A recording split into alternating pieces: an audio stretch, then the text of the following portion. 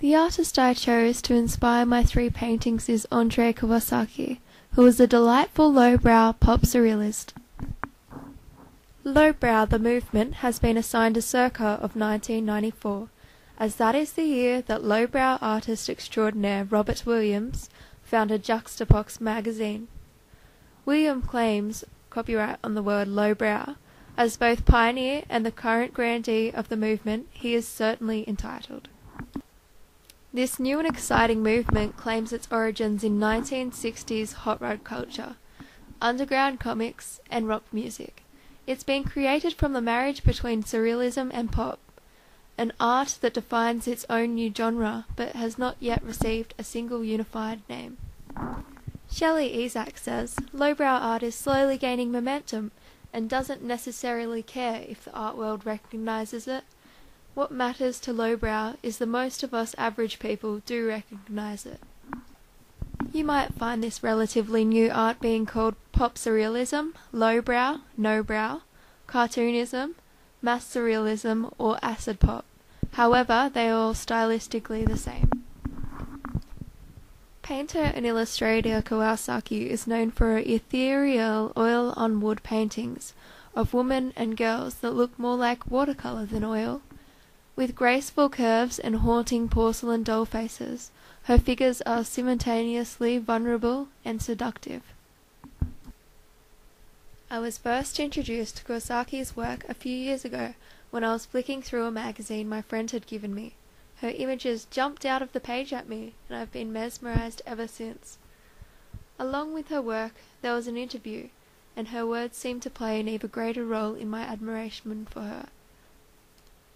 She explains through correspondence email to McTribe that, "I'm not a good talker or explainer or storyteller. I'm really not. I'm a bit of a social weirdo too, and get really nervous and anxious. If you sat me down in front of you and started asking me questions, especially about my work, I'd probably get all fidgety and just say, I don't really know, can I do this some other time?" Another interview by Lou O'Bedlam I found interesting is where she tells of her background and influences. I was born March 31st, 1982 in Los Angeles. My parents are from Japan. I grew up pretty immersed in that culture. I went to Japanese school every Saturday throughout my school years. End of middle school, I took private drawing, painting lessons weekly, which helped me develop my skills. After high school, I moved up to Humboldt Country in a small town in the Redwoods, then moved back to LA, and then to Brooklyn, New York, to attend Pratt University to study fine arts painting. I didn't graduate though, I was over it after 2 years. Her main concentration was fine arts painting. All the paintings she did there were of nude models, oil, on large canvas. She once brought her painted girls on wood, similar to the work she does now, and both professors who she very much admired told her to stop and never work like that again. But that's not the reason she left early. She would have agreed with them if she wanted to pursue fine art in New York art standards, very conceptual, and to her inaccessible and too high class. She says that the West Coast is much more accepting of young artists. Kawasaki works as a professional artist, giving herself no set hours. She tends to work better at night though, staying up till 5 a.m. or so, sleeping till noon. She has completed a wide range of commission works: Jella skins iPod and laptop skins, painting on helmet and skateboards. She was also hired to do the album art for Alice Smith's debut album. They asked her to paint a portrait of Alice, which was a bit challenging since she rarely paints real girls. In the line of marketing, she advertises her prints on her website, available in limited stock. Her prints are priced at $100 to $500 unframed, or $800 thereabout for the framed option. Editions constantly sell out online within seconds. She dislikes flippers that buy the work to resell it straight away on eBay. I've seen brooches she has made to sell on there also. Kawasaki now wants to move on to more affordable products like postcard sets, calendars, toy figures, or wood chairs. Who knows, she says. When asked about all the focus on the female form in her work, and what it is in particular that draws her to portray that, she explains, "It feels so natural to me, something I can't get tired of. All my pieces, all my girls are a portrayal of this one particular being. They are all portraits of her, maybe physically different, but ultimately it's she who I am conveying. I'm addicted to her. She haunts me. She is my obsession, my love, my drive, my muse, my curse, my unattainable. When I paint, draw, it's like a desperate search for her. Painting is like digging. Sometimes I find her, sometimes not. Though even if I do capture a glimpse of her, she'll often immediately fade away. Never is she forever captured in my paintings. And that's what makes it so interesting to me. It's the hunt, the chase, that makes it so thrilling." The interviewer then asked, "What is it, if anything, you're trying to convey with your work?" She replies, "If anything, I think I answered this in the last question, because it's not like I have a certain message or idea or concept I'm trying to tell the world. If I were to have to write a certain thesis of some sort, it would feel very strange and impossible and pretentious, because it's something so simple to me."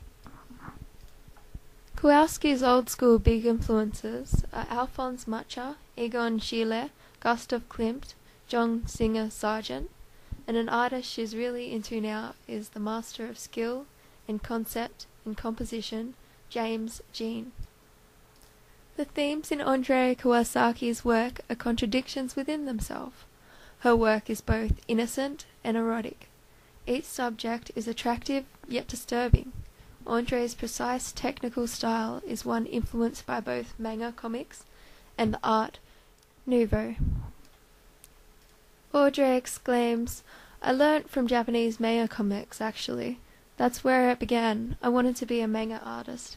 Girls with big, dreamy, twinkly eyes and cheesy girly drama. I still think you can see the influence in my current things, though, like in the attention to line flow and the eyes and expression."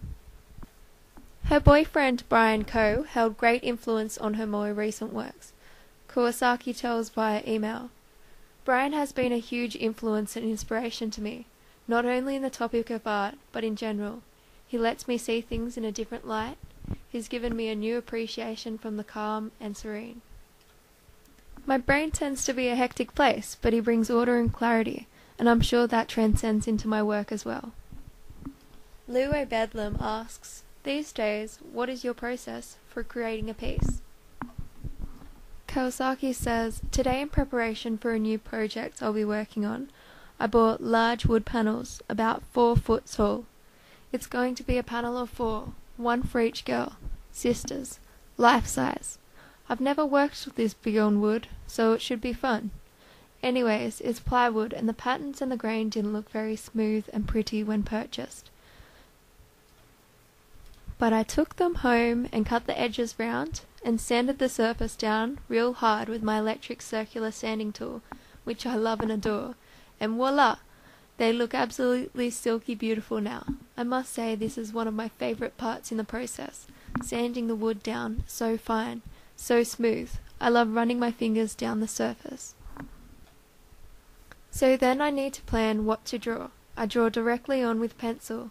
I usually don't do sketches or transfer an already drawn image, and this is why the drawing process sometimes takes the longest time, or at least it feels like it, and most of my energy. I do lots of rough drawing on there, lots of erasing, lots of sanding down to clear out the unerasable pencil marks.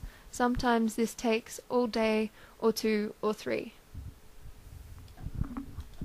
After the complete drawing, I seal the wood and pencil with acrylic gel medium. This makes the wood surface paintable. I then use oil paint, thin layers and washes at first. I like to leave the wood grains and patterns divisible and translucent. The concentration on her face and eyes, lips, expression, then embellish her with decorative patterns and colours. The piece is complete once I've got a couple of layers of polyurethane, which is a wood furniture gloss sealer. On a more controversial note, Kowalski's art has been compared to Bill Henson's recent work. One forum takes place at the start of 2009. I extracted 4 different comments to use as an example. Alice says, "You can see her inspirations here on her found account. I stumbled across it in my daily image hunt and was very disturbed to see just how young and naked her inspiration is. She has clearly some sort of fixation, and I have no respect for her. She can draw, yes, but is she telling us anything? No."